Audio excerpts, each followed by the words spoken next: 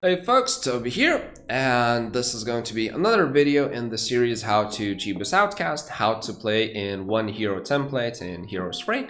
And now that I've already overviewed in these series like the generic basics, like the secondary skills that are good or bad and are, slippers category, we'll be going through each faction one by one. So for a bit of context, throughout these videos, I'll be referring to sort of their tier list, like how people usually rate each faction compared to another. I think I'll edit it somewhere on the screen, there, whatever.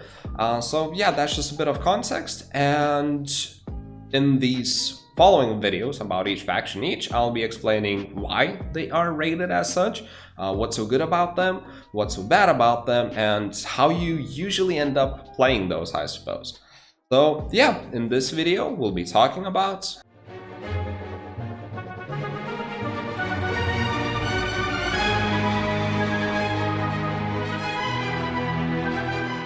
So Fortress, it's an absolute smork faction.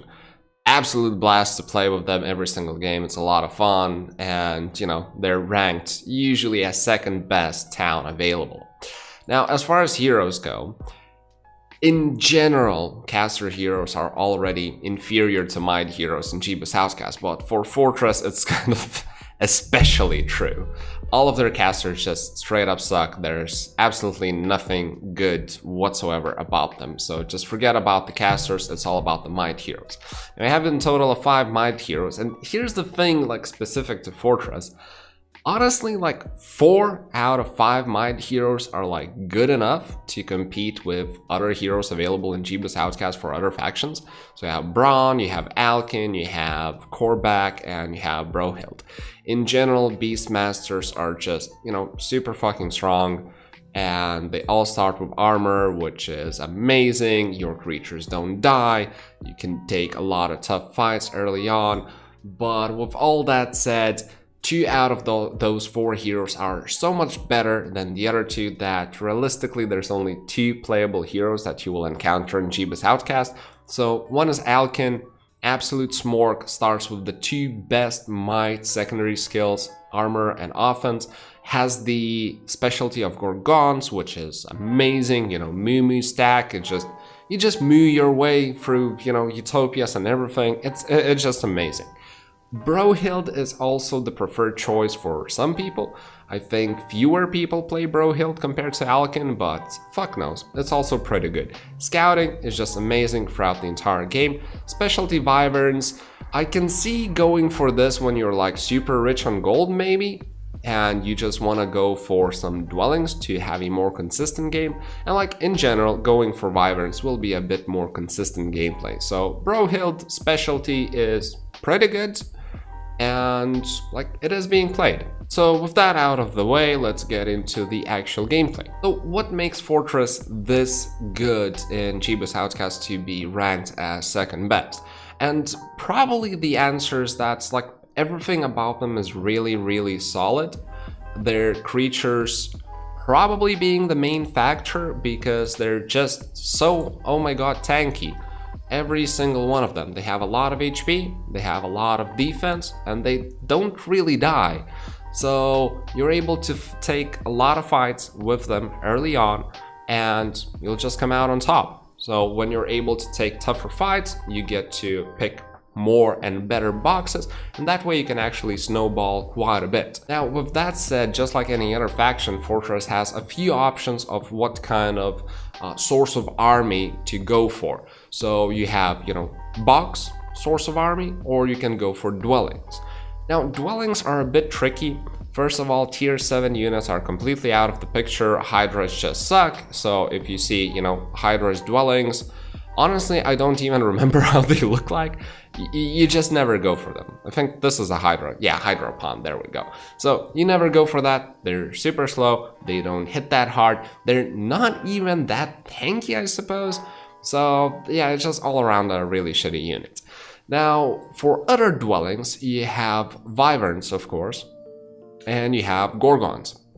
Now, the problem with Gorgons, and usually why you don't end up building Gorgons and relying on flagging Gorgon dwellings unless it's, somewhat of a extreme biome, is because of the build path. So to be able to build Gorgon lair, you need 5 mercury and 5 sulfur, plus 10 wood, plus 10 ore. Now, this is already a pretty steep investment. To make things worse, you also need to build a serpentfly hive, which is also not too cheap, a bunch of wood, mercury, and sulfur.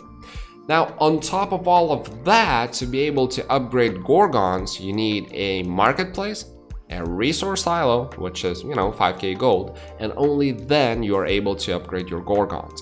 So, unlike other factions where, week 1 building the building in your main is, rather easy, like for example, Cove or Necropolis, in Fortress, you usually don't build Gorgons. Now, Wyverns is a different story. It is a very cheap building. It barely has any prerequisites. I mean, it has legit like none prerequisites. It only costs a bunch of wood. So like double building Wyverns is a thing. You can double build them. You can flag a bunch of dwellings. It's guaranteed to spawn six per biome. So it's not that bad.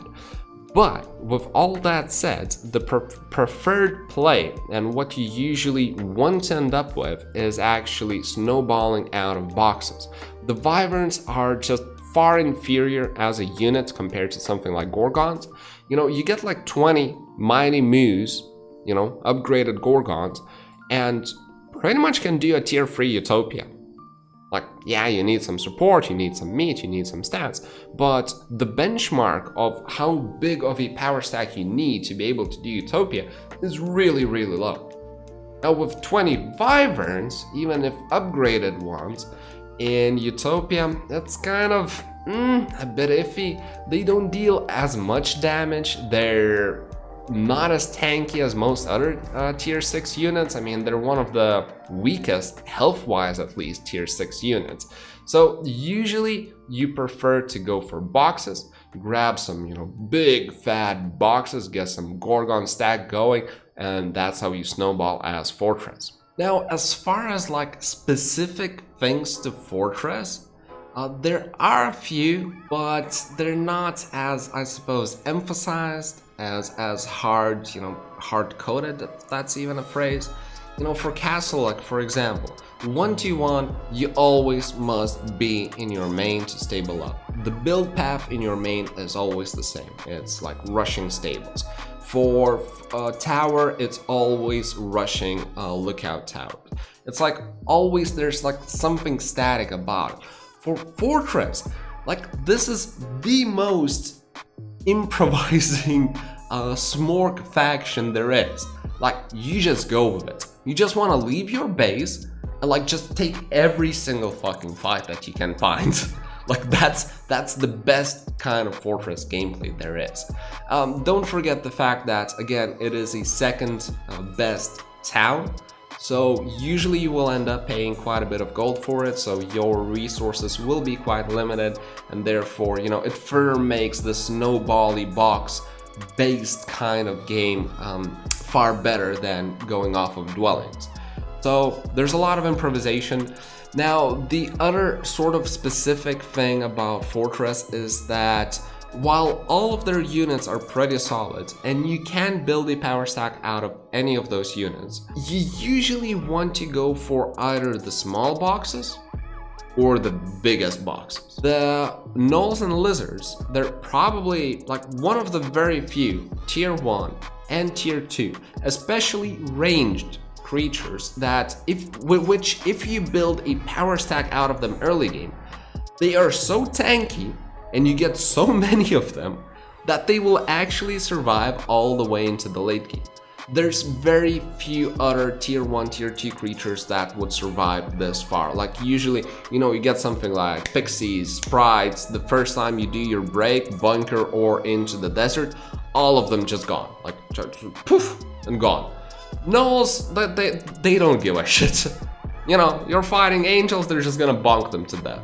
You're fighting phoenixes, they're just gonna bonk them to death. You're fighting nagas, like sure you're gonna lose them, but they're gonna bonk them to death. They're amazing. Now, the middle faction, the middle creatures, so tier 3 flies and basilisks, they are good, and they have, especially flies, have their very niche purpose. In late game fights, you want a fly for both speed superiority. I mean, it's tier 3 creature upgraded, has speed 13, which is just nuts. But it also casts the spell, so you don't need to waste your own cast during a turn to cast the spell on somebody that just use like anti-magic or something, or like prayer or whatever. So those are amazing, and they have their purposes, but they're not as good to get from boxes as gnolls, lizards, or moos. Moos are absolutely amazing. Obviously, I mean, they're the strongest boxes you can get, so yeah, like for most factions, getting tier 5 creatures is amazing, but for Fortress, I would say especially. So that's kind of one specific when you're playing Fortress that you want to keep in mind. You either want to go for the really small boxes, clearly gnolls or lizards, or you want to go for the absolute biggest ones. The ones in the middle, they're good, but you don't want to go out of your way to pick them up. The other, and I would say the last notable specific about Fortress, is that the Beastmasters have a very low chance to roll into diplomacy, which is a really big pain, and you will have plenty of games where you went the entire game leveled all the way to like level 20 or whatever, and you were never offered once diplomacy. So if you're like, the moment you're not super snowbally, the moment you're not 100% confident that you will be able to close the game convincingly, if you get offered diplomacy as a Beastmaster, you always take it. So that is very unique to Beastmasters. It really blows because they would be kind of pretty good in late game. Like the Moo stack in the late game, it's not the craziest, but it's kind of decent. So with that in mind, and I think some will disagree with me here, but I think Fortress is, unlike Castle, which can easily go into late game, Fortress is very early game oriented. Like, you want to be closing the games fast. Moos in general, like all of the Fortress creatures, they're amazing in biome, they're amazing in desert, but for the final battle, compared to the other power stacks that most factions bring, even with diplomacy, like your own faction usually doesn't have that much going for it. Like moos are good, but they're very slow and clunky, so they're subject to getting kited. Their gaze doesn't do as much against tier 6 or lower creatures. It only works amazingly versus tier 7. So if the opponent has something like a Dread Knight stack, especially Dread Knights, I mean Dread Knights, they're undead, so they don't even get affected by the Staring Gaze or whatever it's called. But let's say that they have like unicorns or champions or whatever, you won't be killing as much health compared to tier 7 units. So I do think Fortress falls off late game, and when you combine that with the fact that you are not going to roll into diplomacy as frequently, you usually want to have a high tempo game with Fortress, go off of boxes, and just try to out-tempo your opponents and assassinate him before he gets really going in the late game. So yeah, I think that more or less sums up what I wanted to say about Fortress. Again, hope you guys enjoyed it and found this informative. If you have any feedback whatsoever about what I should include in my following videos about the other factions, please let me know. I make sure to read every single comment and respond to most of them probably. So yeah, hope you guys do that, and see you guys in my streams I suppose. So yeah, cheers, bye bye.